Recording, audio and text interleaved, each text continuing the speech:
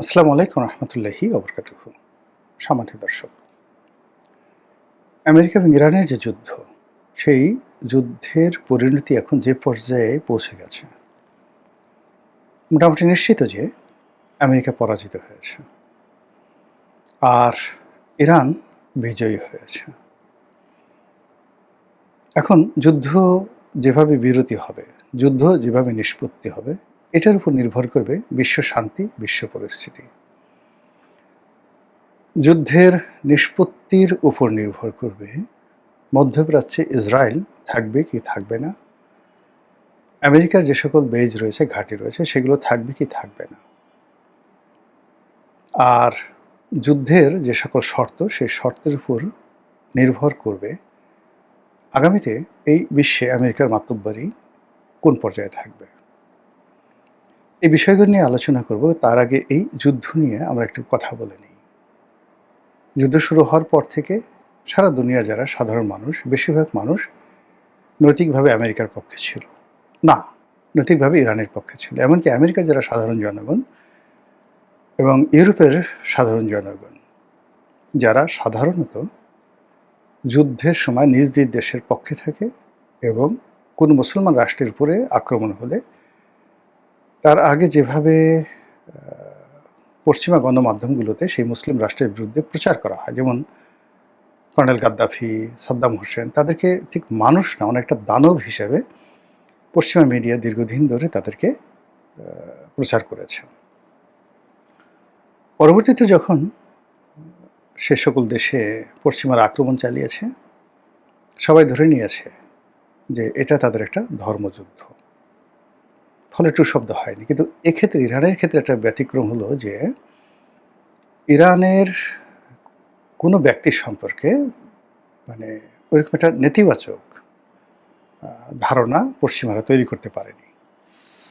তাদের বিরুদ্ধে শুধুমাত্র অভিযোগ যে তাদের হাতে পরমাণু যুদ্ধ করার বা পরমাণু বোমা তৈরি করার, পরমাণু যুদ্ধ করার সক্ষমতা আছে, পরমাণু বোমা তৈরি করার সক্ষমতা তারা অর্জন করতে যাচ্ছে, এবং তারা যে এই মুহূর্তে পরমাণু কর্মসূচি চালিয়ে যাচ্ছে, শান্তিপূর্ণ কথা বললেও এই পরমাণু যে কর্মকাণ্ড মূলত আমেরিকা এবং ইসরায়েলকে শেষ করে দেওয়ার জন্য, এটা ছিল তাদের ন্যারেটিভ। ইরান বারবার চেষ্টা করেছে বোঝানোর জন্য, কিন্তু পশ্চিমারা সেটা বোঝেনি। দ্বিতীয় যে কারণটি ছিল সেটা হলো মধ্যপ্রাচ্যে আমেরিকার শক্তিকে চ্যালেঞ্জ জানানোর জন্য ইরান অনেকগুলো প্রক্সি শক্তি তারা তৈরি করে ফেলেছিল। এই প্রক্সি শক্তিগুলো আমেরিকার বিরুদ্ধে ওখানে তারা গেরিলা যুদ্ধ করত, এবং আমেরিকার যে সকল পুতুল সরকার ছিল তাদের জন্য এই প্রক্সি সংগঠনগুলো কাজ করত। ইরান তার সেনাবাহিনীর সবচেয়ে চৌকস যে দলটি, সেই দলটি তারা তৈরি করেছিল মূলত এই প্রক্সিদেরকে ট্রেনিং দেওয়া, অস্ত্র দেওয়া এবং অর্থ দেওয়ার জন্য। আপনারা জানেন যে ইরান অত্যন্ত শক্তিশালী একটি তেল উৎপাদনকারী দেশ। তাদের এই যে তেল বিক্রির যে টাকা, এর একটা বিরাট অংশ তারা সামরিক খাতে ব্যয় করেছে।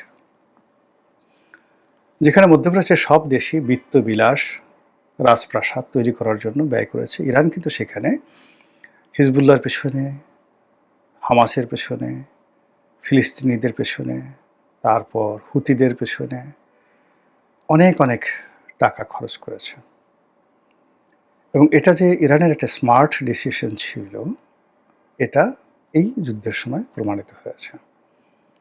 যা হোক, ইরান তাদের সক্ষমতা যাচাই করার জন্য তাদের প্রক্সি যোদ্ধাদের দিয়ে নানাভাবে বিভিন্ন সময় তারা আক্রমণ চালিয়েছে এবং আমেরিকাকে ব্যতিব্যস্ত রেখেছে।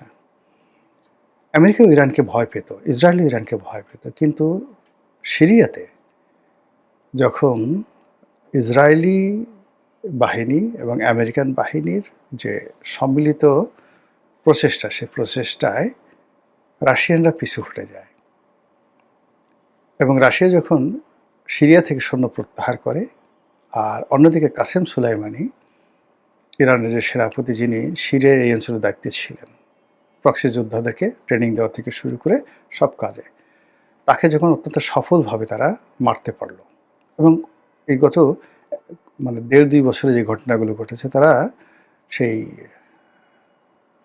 হামাসের যে প্রধান ইসমাইল হানিয়া, তাকে মানে নিহত করে ফেললো ইরানে, একদম তেহরানে বসে। তিনি আয়াতুল্লাহ আলী খামেনির সঙ্গে দেখা করতে গিয়েছিলেন। এরপরে ইরানের প্রেসিডেন্টকে তারা মেরে ফেললো হেলিকপ্টার উঠিয়ে। কাসেম সুলাইমানি সহ আরও অন্ততপক্ষে ৪-৫ জন সিনিয়র জেনারেলকে তারা মারলো।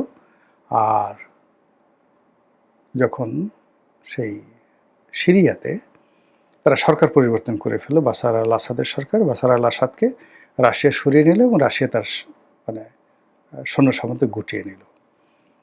এর ফলে কি হলো, আমেরিকার যে দাপট আর ইসরায়েলের যে দাপট, এটি ১০০০ গুণ বেড়ে গেল। তাদের অহংকার এমন একটা পর্যায়ে পৌঁছে গেল যে তারা এখন ইরানের টুটি চেপে ধরতে পারবে। ইরান সেখানে নিজেকে গুছালো, সে বুঝতে পারলো যে এরকম একটা ঘটনা ঘটতে যাচ্ছে। অন্যদিকে রাশিয়াকে বিভিন্নভাবে তার অর্থনৈতিক অবস্থাকে টুটি চেপে ধরেছে ইউরোপের মাধ্যমে, তারপরে ইউক্রেন যুদ্ধের মাধ্যমে তার যে প্রেশার, অর্থনীতির উপর প্রেশার, সামরিক বাহিনীর উপর প্রেশার, এটা মিস্টার পুতিনকে একেবারে চ্যাপা চ্যাপা করে ফেলেছে। এর বাইরে যেটা হলো, সিরিয়াতে রাশিয়ার পতন। সব মিলিয়ে রাশিয়া যে ইরানের জন্য কিছু একটা করবে, এটা সম্ভব নয়। উল্টো ইরান তার ড্রোন দিয়ে যেভাবে রাশিয়াকে সহযোগিতা করছে, সেই সহযোগিতা যদি না করত, তাহলে ইউক্রেন যুদ্ধে রাশিয়াকে আরও ক্ষয়ক্ষতির সম্মুখীন হতে হতো। ঠিক এরকম যখন একটা অবস্থা তৈরি হলো, ঠিক সেই সময়টাতে আমেরিকা হঠাৎ করে ভেনেজুয়েলা আক্রমণ করলো এবং সেখানকার প্রেসিডেন্ট মাদুরোকে ধরে নিয়ে আসলো।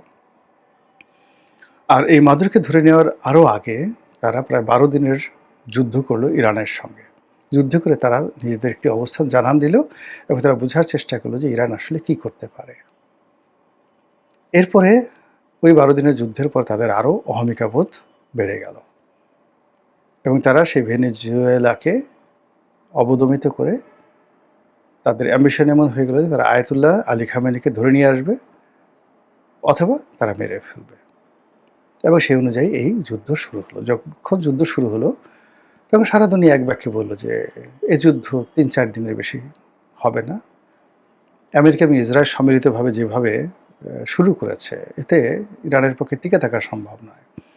আমেরিকার যে সকল ওয়ারফেজ রয়েছে, যে সকল যুদ্ধাস্ত্র রয়েছে, যারা সারা পৃথিবীকে ভয় দেখাতো, তাদের সেই F-35 সবচেয়ে অত্যাধুনিক বিমান, এরকম বিমান মানে যুদ্ধ বিমান পৃথিবীতে আর তৈরি হয়নি। এবং এই প্রযুক্তিটি 35-এর প্রযুক্তিটি সে সম্ভবত আর কাউকে দেয়নি। ২ নম্বর হলো যে তাদের যে সকল বড় বড় যুদ্ধজাহাজ, যেগুলোর ভয়ে সারা পৃথিবীতে কম্পন তৈরি হতো ৬০-এর দশক থেকে আজ অবধি, সেই বড় বড় যুদ্ধজাহাজগুলো, অনেকগুলো যুদ্ধজাহাজ পারস্য উপসাগরে পাঠালো, আরব সাগরে পাঠালো, হরমুজ প্রণালীর কাছাকাছি পাঠালো। এরপর তাদের যে ঘাঁটিগুলো, সামরিক ঘাঁটিগুলো, ইরাকের সামরিক ঘাঁটি, সিরিয়া থেকে শুরু করে মধ্যপ্রাচ্যের প্রায় সব দেশে তাদের সামরিক ঘাঁটি রয়েছে, আর সবচেয়ে বৃহত্তর ঘাঁটি রয়েছে কাতার। এগুলোকে মারাত্মকভাবে শক্তিশালী করলো, ঘোষণা দিয়ে শক্তিশালী করলো, তারপরে যুদ্ধ শুরু করলো। তো সেই যুদ্ধের প্রেক্ষিতে ইরান যেভাবে রেসপন্ড করেছে, আক্রমণ, প্রথমত শত্রুপক্ষের আক্রমণ মোকাবেলা করেছে। শত্রুপক্ষের আক্রমণে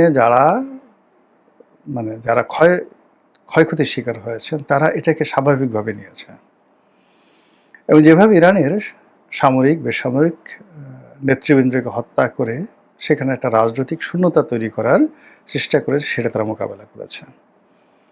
ইরানে দ্রব্যমূল্য বৃদ্ধি নিয়ে বেশ কিছুদিন ধরে, এই যুদ্ধের আগে প্রায় ২-৩ মাস ধরে ভীষণ রকম সেখানে আনরেস্ট চলছিল, বিক্ষোভ চলছিল, লক্ষ লক্ষ মানুষ রাস্তায় নেমে আসছিল। আমেরিকা মদদ দিচ্ছিল, কিন্তু ইরানের এই অভ্যন্তরীণ যে সমস্যা, আমেরিকা আশা করেছিল যে এই যুদ্ধের ফলে সাধারণ জনগণ রাস্তায় নেমে আসবে, রেজিমের বিরুদ্ধে দাঁড়াবে। কিন্তু পরিস্থিতি উল্টো হলো। সেই জনগণের যারা বিদ্রোহ করেছিল, তারা এখন বললো যে না, আমরা ইরান চাই, আমরা আমেরিকা চাই না। তারা তাদের সেই দ্রব্যমূল্য বা অন্য যা কিছু হয়েছে, এটা নিয়ে আর কোনো অভিযোগ তারা না করে বরং তারা অস্ত্র হাতে তুলে নিল। আচ্ছা, এরপরে কি হলো, যখন সরাসরি যুদ্ধ, এখন ইরানের যুদ্ধ বলতে হালকা কিছু বিমান আছে, স্বল্প পাল্লার বিমান। আকাশ প্রতিরক্ষা যদি ইসরায়েলের সঙ্গে ধরেন, আমেরিকার সঙ্গে ধরেন, বা আমেরিকার যে সকল ঘাঁটিতে আকাশ প্রতিরক্ষা ব্যবস্থা রয়েছে তার 100 ভাগের 1 ভাগও কিন্তু ইরানের নেই। শুধুমাত্র তাদের শাহেদ ড্রোন, স্বল্প মাত্রার ক্ষেপণাস্ত্র, মাঝারি পাল্লার ক্ষেপণাস্ত্র এবং দূর পাল্লার ক্ষেপণাস্ত্রের কথা আমরা শুনেছি কিন্তু আমরা বিশ্বাস করিনি। কিন্তু যখনই তাদের মাঝারি পাল্লার ক্ষেপণাস্ত্র 4000 কিলোমিটার পথ অতিক্রম করে ভারত মহাসাগরের দিয়াগো গার্সিয়া দ্বীপে আক্রমণ চালালো পরপর দুটো, তখন সারা পৃথিবীর মাথা খারাপ হয়ে গেল যে মাঝারি পাল্লার ক্ষেপণাস্ত্রের যদি এই রেঞ্জ হয়, তাহলে তাদের দূরপাল্লার ক্ষেপণাস্ত্র সরাসরি তারা সেই ইরান থেকে বা তেহরান থেকে তারা আক্রমণ চালিয়ে আমেরিকার মূল ভূখণ্ডে আঘাত আনতে পারে। এই ভয় সবার মধ্যে ছড়িয়ে পড়েছে। খোদ পেন্টাগন এবং ইউরোপের যে সকল মিলিটারি জার্নাল রয়েছে তারা ছবি এঁকে, মানচিত্র এঁকে নিখুঁতভাবে ইরানের যে মিসাইল, সেই মিসাইলের যে রেঞ্জ, কোথায় কোথায় গিয়ে কীভাবে আঘাত করবে সেটা প্রকাশ করার পরে সারা পৃথিবী নড়ে চড়ে বসেছে। এর মধ্যে মিস্টার ডোনাল্ড ট্রাম্প হঠাৎ ঘোষণা করে ফেললেন যে ইরানের সঙ্গে তার আলোচনা হচ্ছে, ভালো আলোচনা হচ্ছে, ইত্যাদি ইত্যাদি। ইরান বলল যে এটা মিথ্যা কথা, বানোয়াট। এই প্রতারক, এই মিথ্যাবাদী এর মাধ্যমে আবার নতুন করে কোনো চক্রান্ত করতে চাচ্ছে। একে বিশ্বাস করা যায় না। একে যদি 24 ঘন্টা সময় দেওয়া হয় তাহলে সে নতুন আরেকটি অপকর্ম করে বসবে। ফলে ইরান কি করলো, তার এই ঘোষণার সাথে সাথে, ঘোষণার আগে তাকে যেভাবে সে আক্রমণ চালাচ্ছিল তার চেয়ে দ্বিগুণ 3 গুণ শক্তিমত্তা নিয়ে ইসরায়েলকে তছনছ করে ছেড়ে দিচ্ছে, যেটিকে বলা হয় ক্লাস্টার বোমা। সেই ক্লাস্টার বোমা যেভাবে নির্বিচারে ইসরায়েলের উপর যাকে বলা হয় ফেলা হচ্ছে, ইসরায়েল তছনছ হয়ে গেছে, ইসরায়েল দ্বিতীয় গাজা হয়ে গেছে। এমনও ঘটনা ঘটেছে যে বেঞ্জামিন নেতানিয়াহু, ইসরায়েলের প্রধানমন্ত্রী, সে অবস্থা মানে যাকে বলা হয়, সে এই যুদ্ধ অবস্থা দেখার জন্য রাস্তায় বের হচ্ছিল এবং জনগণকে উজ্জীবিত করার জন্য সে কিছু ভংসং করছিল। হঠাৎ করে সেখানে ক্ষেপণাস্ত্রের যে শব্দ, ক্ষেপণাস্ত্র, ইরানি ক্ষেপণাস্ত্রের শব্দ, এটা কানে আসার সঙ্গে সঙ্গে সে যেইভাবে দৌড় দিয়েছে, বিকজ সে যখন যাচ্ছিল ওটাতে ক্যামেরা ট্রায়াল হচ্ছিল এবং ক্যামেরাতে লাইভ হচ্ছিল। ওই অবস্থাতে শব্দ এবং তার যে দৌড়, এই দৃশ্য দেখার পর সারা দুনিয়া সবাই ধরে নিয়েছে যে ইরানের সুনিশ্চিত বিজয় হয়ে গেছে। আল্লাহ উত্তম সিদ্ধান্তদাতা, তিনি ভালো জানেন। কিন্তু সমস্যা হলো যে শুধু আমেরিকা তো নয়, আমেরিকার সঙ্গে আমেরিকার মেটাল মানে ওয়ার্ল্ড মেটাল মার্কেট রয়েছে, ওয়ার্ল্ড কটন মার্কেট রয়েছে। মেটাল মার্কেট মানে সোনা, রূপা, দস্তা, লোহা, জিঙ্ক, এগুলোর একটা গ্লোবাল মার্কেট রয়েছে, নিয়ে মানে কন্ট্রোল বাই দ্য ইউএসএ।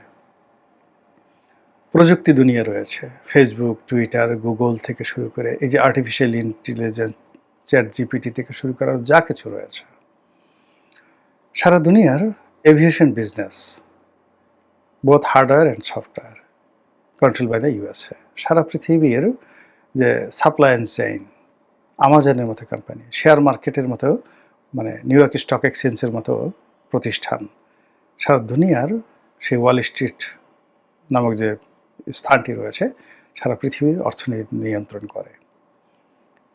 আমেরিকার যদি পতন হয়, পরাজয় হয়, কি যে ডিজাস্টার তৈরি হয়ে যাবে আমেরিকা সহ সারা দুনিয়াতে, আমরা এখনো পর্যন্ত কল্পনা করতে পারি না। দ্বিতীয় বিশ্বযুদ্ধে কি হয়েছিল, প্রথম বিশ্বযুদ্ধে কি ছিল, নাথিং। আমাদের এই অঞ্চলে কিচ্ছু হয় না, আমরা টেরও পাইনি। কিন্তু দেখেন এই যুদ্ধের এই অবস্থার মধ্যে বাংলাদেশের অবস্থা যে কি হয়ে গেছে, এটা সরকার হয়তো বলছে না, বা সরকারের যারা কর্তা ব্যক্তি তারা এখনো পর্যন্ত বুঝতে পারেননি বা বলার মতো তাদের সাহস নেই। কিন্তু তলে তলে অনেক কিছু হয়ে গেছে। ফাইনালি ইরানের বিজয় যদি কনফার্ম হয়, আমেরিকার পরাজয় যদি নিশ্চিত হয়, তাহলে আমাদের দেশে এই রোহিঙ্গা নিয়ে যা কিছু হচ্ছে, সেখানে বিশ্বাস করেন টেকনাফ উখিয়া সীমান্তে সেন্ট মার্টিনে যে কি হবে উই ডোন্ট নো। আমি শুধুমাত্র কথাটা বললাম যে এটা out of our range, out of our যাকে বলা হয় কন্ট্রোল পাওয়ার, এবং আমাদের স্বাধীনতা সার্বভৌমত্ব থেকে শুরু করে সমস্ত কিছু সেখানে তছনছ হয়ে যাবে। ভারতীয় আধিপত্যবাদ কিভাবে বাড়বে কল্পনাই করা যাচ্ছে না। আমেরিকা যে সকল সফট পাওয়ার দীর্ঘদিন ধরে বাংলাদেশকে নিয়ন্ত্রণ করে আসছিল, আমেরিকা যে সকল দালাল, যে সকল এনজিও ব্যক্তিত্ব এই বাংলাদেশে তাণ্ডব চালাচ্ছিল, সবসময় সরকার পরিবর্তন থেকে শুরু করে সবসময় তারা প্রথমে আমেরিকার দালাল, তারপর দিল্লির দালাল। এদের অস্তিত্ব থাকবে না, অস্তিত্ব থাকবে না, সবার মুখোশ উন্মোচন হয়ে যাবে। ফলে আমরা আসলে কি করব, কোথায় যাব, কি হবে? দোয়া করা ছাড়া তেমন কোনো উপায় আমি আর দেখতেছি না। মহান আল্লাহ আমাদের সবাইকে হেদায়েত দান করুন এবং হেফাজত করুন। আসসালামু আলাইকুম ওয়া রাহমাতুল্লাহি ওয়া বারাকাতুহু।